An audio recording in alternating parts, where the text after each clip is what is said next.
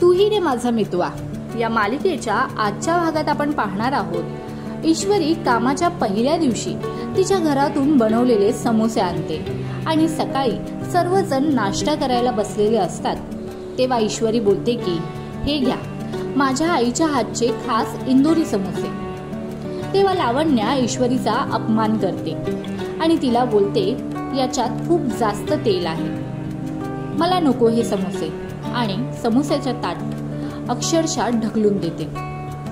घरातील सगळी मंडळी लावण्याकडे बघत बसतात। ईश्वरी रडत रडत डायनिंग टेबल जवळून निघून जाते। तेव्हा अर्णव बोलतो, वेट मिस इंदोरी, कुठेही जाऊ नका।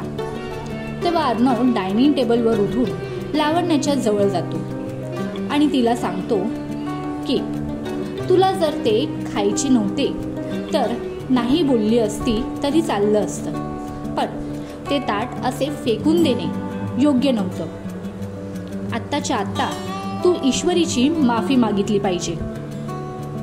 लावण्या तेव्हा धक्क होऊन अर्णवकडे बघत बसते। घरातील इतर मंडळी देखील अर्णवकडे बघत बसतात। ईश्वरी देखील अर्णवकडे एकटक बघत राहते।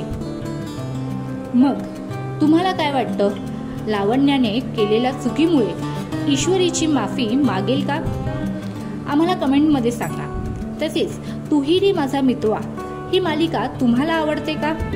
या मालिकेतील अर्णव ईश्वरी जोडी तुम्हाला कशी वाटते आम्हाला कमेंटमध्ये सांगा।